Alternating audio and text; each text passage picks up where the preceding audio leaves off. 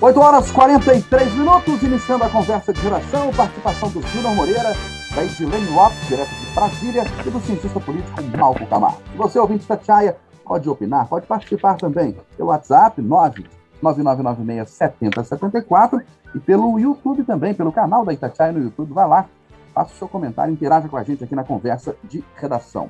Após reportagem da Itatiaia, projeto quer proibir cobrança de ICMS sobre bandeiras na conta de luz. Edilene Lopes, nós brigamos contra isso aqui essa semana e o projeto de lei está sendo apresentado. Bom dia mais uma vez. Bom dia, Eustáquio. Finalmente, né? O Júnior Moreira fez o chamamento, perguntou se não tinha nenhum deputado que ia apresentar alguma proposta.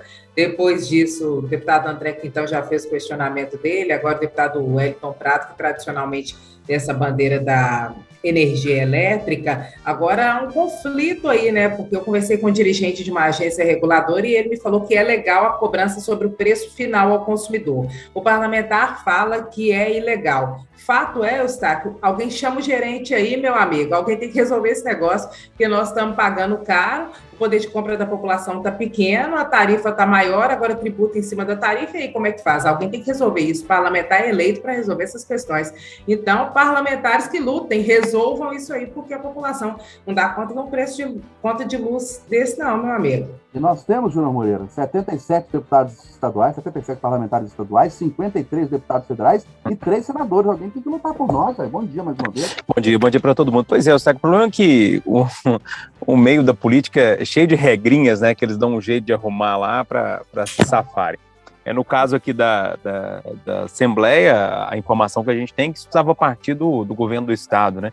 Eu não sei até que ponto que uma lei federal pode também influenciar no ICMS, que é um imposto estadual, né? Então tem toda uma questão política envolvendo essa história que é preciso entender melhor e ver qual caminho pode ser tomado. O que eu fico triste demais, Eustáquio, é porque pode parecer pouco, né? Esse aumento na conta de luz, né? Para quem tem muito dinheiro pode parecer pouco, mas para quem está lutando no dia a dia para sobreviver é muito dinheiro. E eu não vejo nenhum movimento do governo do Estado nesse sentido, porque se partisse do governo do Estado, a situação se resolveria mais facilmente. E até agora a gente não vê nenhum movimento. Posso estar errado, talvez tenha um movimento de bastidores, mas até agora não chegou nada para a gente. E isso me deixa um pouco triste. Ô, Júnior, só para complementar aqui uma apuração, ontem eu conversei com alguns parlamentares da base do governo que disseram que o presidente Jair Bolsonaro estaria discutindo a possibilidade de uma medida provisória que impedisse a tributação sobre tarifas extras, mas ninguém confirmou que isso de fato vá adiante, que existe uma proposta concreta e real sobre isso, e eu também acredito que por medida provisória seja impossível legislar em relação a uma causa dessa sobre o ICMS, mas é uma conversa que existe. Resolveria facilmente se fosse do governo do Estado. Ô Malco Camargo, na terça-feira você cobrou de parlamentares da mesma família, né, do Triângulo Mineiro, que lutam há muitos anos por redução nas tarifas de energia, e um deles, o Wellington Prado, se pronunciou hoje dizendo ser contra essa cobrança do ICMS sobre a bandeira na conta de luz. Bom dia. Bom dia, Eustáquio, bom dia, Edilene, Júnior e ouvintes. O grande desafio é passar do discurso para a prática, né? São 77 deputados estaduais, são 53 deputados federais, são 3 senadores.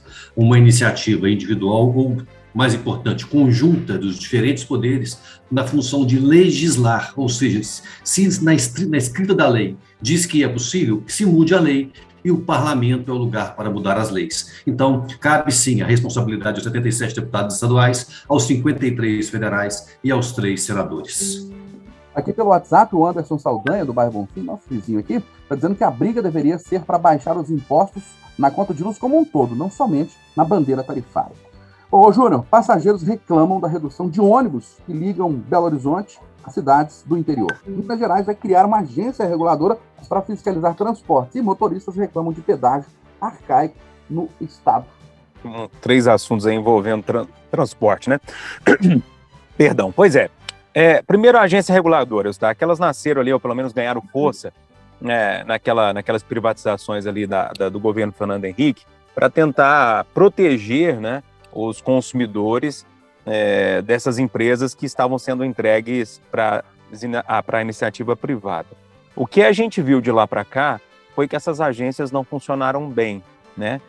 Na grande maioria dos casos, essas agências acabam olhando o lado das empresas e esquecem da proteção que elas deveriam ter para ajudar o consumidor. O meu grande medo dessa agência reguladora é que ela se torne mais um cabide de emprego, né, como acontece em muitos lugares, e também que olhe mais o lado das empresas, das concessionárias que conseguirem essas rodovias, enfim, do que realmente olhar o lado do consumidor. Esse é meu grande medo. Por que é meu medo? Porque a gente tem diversos exemplos em torno dessa situação. Por exemplo, o DR, que funciona em alguns casos como agência reguladora.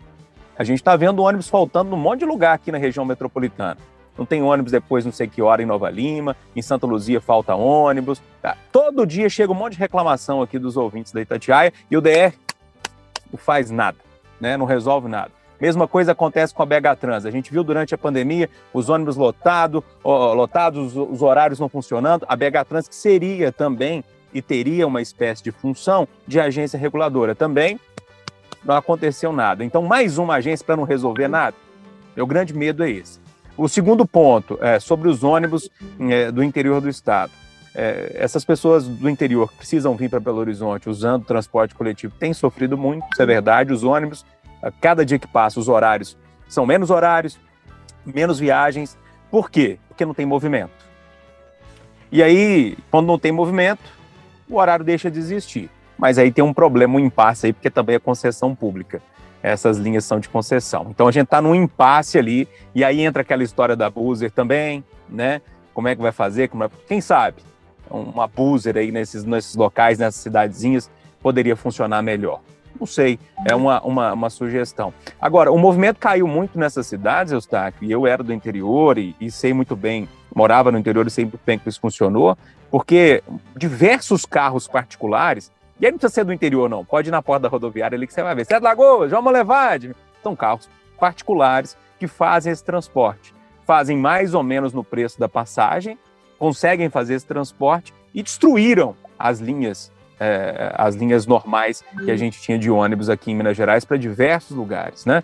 E entre essas cidades, como a gente deu o exemplo aí de Piracema, o exemplo de Desterro, enfim, está acontecendo do mesmo jeito. Então é um movimento ali que não foi olhado lá atrás, que agora culmina na falta de passageiros para os ônibus e, consequentemente, os ônibus também não conseguem deixar os horários para os passageiros rodarem.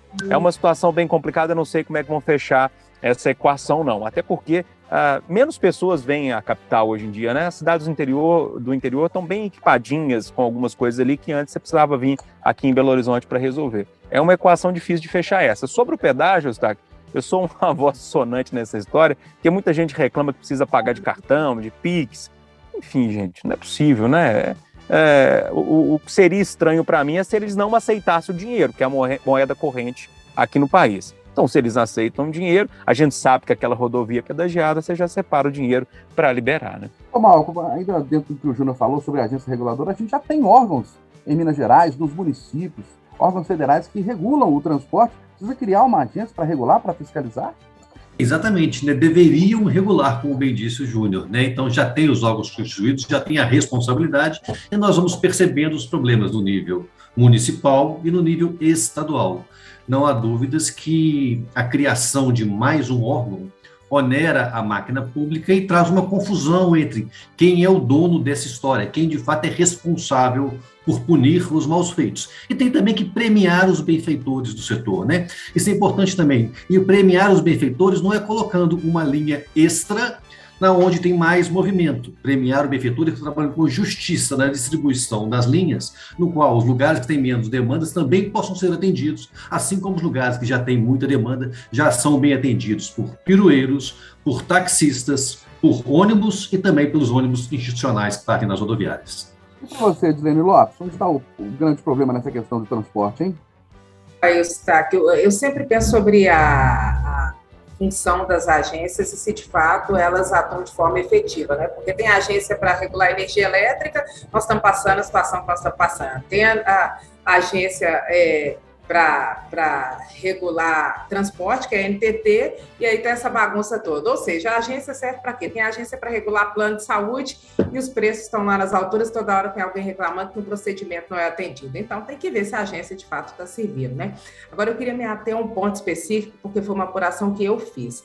O Alexandre Nascimento, Alexandre Botinha, que é nosso editor, ele fez uma sugestão de pauta a partir de reclamações de várias pessoas que tentaram pagar de outra forma, porque não tinham dinheiro na hora e não conseguiram. Gente, isso é sério. Se você chegar numa rodovia pedagiada e só aceitar dinheiro e você não tiver, você tem que dar meia volta. Eles pegam a escolta, fazem um retorno com você para você pegar ali um pedacinho de contramão e você racha fora. Não passa, a sua viagem é interrompida.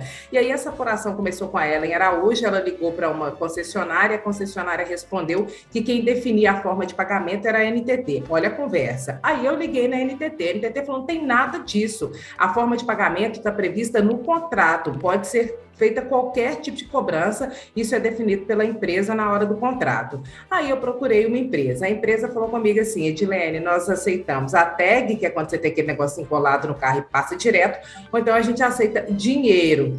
E foi isso. Depois o assessor me chamou e falou, não, Edilene, aceita cartão, também está previsto no contrato, ou seja... E justificou que a empresa aceita dinheiro porque é mais fácil, cartão poderia gerar fila. Todo mundo fica meio que não querendo falar disso, porque sabe que tem uma cobrança da população para que haja uma forma de pagamento eletrônico, e eu, nesse ponto, discordo do Júnior. Eu acho que tem que ter pagamento com Pix, com cartão. Óbvio que alguém deve ter feito um cálculo, demora algum tempo a mais, né? Pegar o cartão, fazer o Pix do que entregar o dinheiro ali. Eu sou a pessoa que vou com aquele tanto de moedinha e entrega no pedágio, mas o consumidor tem que ter opção, né? Falar que não recebe cartão e não recebe Pix, pelo amor de Deus, 2021, me ajuda aí, gente. Daqui a pouco vão duplicar 381 e vai ter cobrança de pedágio. Espero que esteja bem claro e que as empresas sejam obrigadas a fazerem outro tipo de cobrança, além do dinheiro vivo. Vou destacar mais um ponto, sobre esse mesmo tema, sobre o pedágio, que é a questão das motos, que o presidente Bolsonaro observou uma oportunidade. As motos em pedágio, onde se cobra, elas trazem um grande transtorno, porque o motociclista tem que tirar a luva, estacionar a moto para poder fazer o pagamento. É muito diferente do motorista de carro, que já está com o dinheiro mais à mão do que o motociclista. Bolsonaro percebeu isso e tem brigado para as motos não pagarem pedágio. É uma boa bandeira para outros políticos também não assumirem, não deixando isso na mão do presidente, porque são muitos motociclistas por aí, como nós temos visto as motociatas que o presidente promove por aí. Vamos falar um pouquinho de Covid, de vacinação. O Júnior Moreira, o secretário de Saúde de Belo Horizonte, Jacques Machado, deu uma entrevista para você no Chamada Geral, e ele disse que apesar do aumento do índice de transmissão da Covid-19, o RT, ele tranquilizou, disse que isso não preocupa tanto e explicou também porque que essa variação não traz tanto alarde assim, e ele disse também que poderemos ter um Natal e um Carnaval mais festivos, né? 2021, 2022. Pois é, Eustáquio, o secretário está otimista, pelo que eu vi na fala dele, ele é muito cauteloso, e ele está certo, tem que ser mesmo cauteloso com esse vírus, porque a gente não sabe que movimento que esse vírus vai ter, ele é muito desconhecido ainda, mas ao mesmo tempo eu vi ali uma pontinha de otimismo, olha, a gente pode ter um Natal legal, mas vamos com calma, porque o Carnaval pode ser melhor ainda, foi basicamente isso que ele disse, e se o secretário está otimista, quem sou eu para ficar pessimista nessa história, né? Graças a Deus, ainda mais o Jacques, que é bem assim, pé no chão, muito realista nessa história da Covid, né? Agora, Eustáquio, tudo bem que o doutor Jackson disse que não preocupa tanto, assim, o dado do RT, principalmente, e é um dado que eu chamo a atenção desde que quando começou esse monitoramento. Sempre falo, fique de olho no RT, que ele que vai dar para a gente o futuro. E todas as minhas análises são em cima desse RT. E aqui, teve um saldo de sexta-feira que estava lá na casa do 0,8, 0,80, e ontem bateu 1. Isso quer dizer que o número de infectados pode crescer daqui a pouco. Será que é a Delta que está chegando? Será que não é? Então, eu ficaria, ou pelo menos eu estou alerta para esse dado, porque ele me preocupa muito. O Dr. Jackson chamou atenção para o matriciamento de risco, né? Que é um cálculo um pouco mais complexo, que estava em 90% a semana passada e segue em 90%. Mas, para mim, também ele está lá no quadradinho lá de alto risco. Então, não sei. Eu ainda fico com o pé atrás, mas também compactuo do otimismo do Dr. Jackson.